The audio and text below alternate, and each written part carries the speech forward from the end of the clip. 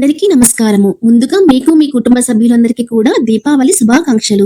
ఈ దీపావళి మీరు ఎంతో సంతోషంగా జరుపుకోవాలి.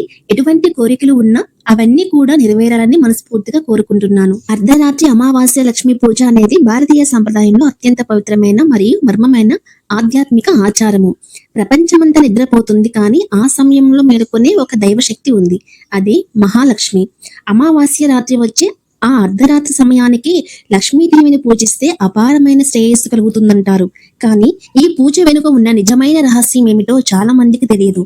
ఈ రోజు మనం తెలుసుకోబోతున్నది అర్ధరాత్రి పూజ ఎందుకు చేస్తారు, నిశ్చిత కాలం అంటే ఏమిటి, మార్వాడీలు ఎందుకు తమ వ్యాపార పుస్తకాలు, నగలు అమ్మవారి ముందు ఉంచుతారు, మరియు ఈ పూజలోని ఆధ్యాత్మిక అర్థం ఏమిటో ఈ వీడియో ద్వారా తెలుసుకుందాం. నిశ్చిత కాలం అంటే సూర్యాస్తమయం నుండి సూర్యోదయం వరకు ఉన్న మొత్తం రాత్రిని 15 ముహూర్తాలుగా విభజిస్తే 8వ ముహూర్తం నిశ్చిత కాలంగా పరిగణించబడుతుంది. ఇది సాధారణంగా రాత్రి 11:40 నుండి 12:20 మధ్య ఉంటుంది. ఇది లక్ష్మీ పూజకు అత్యంత శుభమైన కాలంగా పరిగణించబడుతుంది. ఇది శక్తి పరాకాష్ఠకు చేరే సమయం. మన ఇంద్రియాలు నిశ్శబ్దమయ్యే ఈ క్షణంలో మన అంతరాత్మ దైవ సాన్నిధ్యాన్ని అత్యంత స్పష్టంగా అనుభవిస్తుంది. నిశ్చిత కాలంలో పూజించబడిన లక్ష్మీదేవి సంపదతో పాటు శాంతి, సద్గతిని కూడా ప్రసాదిస్తుందని మన పురాణాలు చెబుతున్నాయి. ఇక మార్వాడి ప్రజల సంప్రదాయం గురించి తెలుసుకుందాము. ప్రతి దీపావళి అమావాస్య రాత్రి మార్వాడి ప్రాంత ప్రజలు ఈ అర్ధరాత్రి లక్ష్మీ పూజను ఎంతో భక్తి శ్రద్ధలతో చేస్తారు. వాళ్ళు లక్ష్మీదేవిని సంప్రదాయ నైవేద్యాలతో పూజిస్తారు. ఈ పూజల ప్రధాన ఉద్దేశం ధనం సంపాదించడం కాదు, ధర్మం నిలవడం, సద్గుణం పెరగడంగా వాళ్ళు నమ్ముతారు. లక్ష్మీదేవి కేవలం బంగారు రూపంలో కాదు, సద్గురు రూపంలో కూడా మన ఇంట్లో నివసించాలి అని. అందుకే వారు ఆ అర్ధరాత్రి సమయాన్ని దైవ సన్నిధిగా భావించి ఆ సమయంలో పూజ చేయడం ఆనవాయితీగా చేసుకున్నారు. మార్వాడి కుటుంబాలు ఈ రాత్రిని చాలా పవిత్రంగా భావించి లక్ష్మీదేవిని వ్యాపార సంపదకు ఆది మూలం అని భావిస్తారు. అందుకే వారు ఆ రాత్రి తమ వ్యాపారానికి సంబంధించిన అన్ని వస్తువులు, సంపాదించిన బంగారం కానీ, వెండి కానీ, డబ్బు కానీ, లెక్కల పుస్తకాలు, వ్యాపారానికి సంబంధించిన పుస్తకాలు, కొత్త వస్తువులు కొన్నా కానీ అన్ని అమ్మవారి ముందు ఉంచుతారు. ఎందుకో తెలుసండి?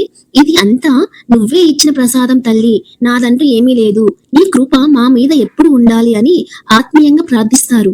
ఈ భావనలోనే ఆ అమ్మవారికి సంపదను సమర్పించి తామే అమ్మ కృపతో జీవిస్తున్నామని ఆత్మస్మరణ చేస్తారు. రాత్రి సమయానికి ముందుగా స్నానం చేసి ఇల్లంతా శుభ్రం చేసుకుని తూర్పు దిక్కున ఇంటి మధ్య భాగంలో అంటే హాలు మధ్యలో అమ్మవారి పీఠాన్ని ఏర్పాటు చేసుకోవాలి. అమ్మవారిని చక్కగా అలంకరించుకొని ముందుగా వినాయక పూజ చేసుకొని అమ్మవారికి ధూప దీప నైవేద్యాలతో పూజను నిర్వహించుకొని అష్టోత్తర నామాలు, సహస్రనామాలతో అమ్మను అర్చిస్తూ ఓ మహాలక్ష్మి నమః అని మంత్ర జపం చేస్తూ మనసులోని చీకటిని తొలగించమని ప్రార్థించాలి.